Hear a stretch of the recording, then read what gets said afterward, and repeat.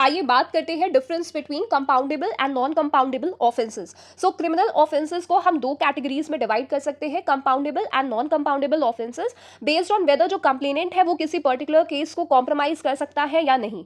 सो compoundable offences ऐसे offences होते हैं जहां पे जो विक्टिम या जो कंप्लेनेंट है उसको केस को कॉम्प्रोमाइज करने की परमिशन होती है और इसका जो कॉन्सिक्वेंस होता है कि वो सारे ही चार्जेस को विड्रॉ कर लेता है। वहीं दूसरी ओर अगर हम बात करते हैं नॉन कंपाउंडेबल ऑफेंसेस की, तो ऐसे ऑफेंसेस को कॉम्प्रोमाइज नहीं किया जा सकता है, even with the permission of the court also.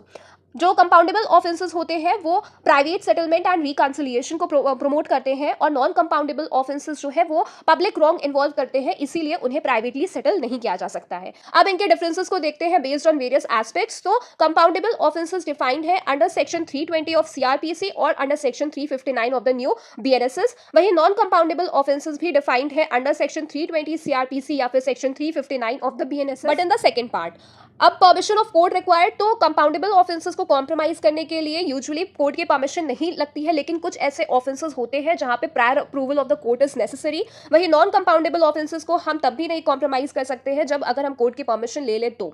Then severity की बात करें तो कंपाउंडेबल ऑफेंसेस लेस सीवियर होते हैं, वहीं non compoundable offences more serious होते हैं। और कंपाउंडेबल ऑफेंसेस इंडिविजुअल के राइट्स को अफेक्ट करते हैं, वहीं non compoundable offences society at large को, पब्लिक रॉन्ग को अफेक्ट करते हैं। तो कंपाउंडेबल ऑफेंसेस के example includes defamation, hurt, criminal trespass, etc.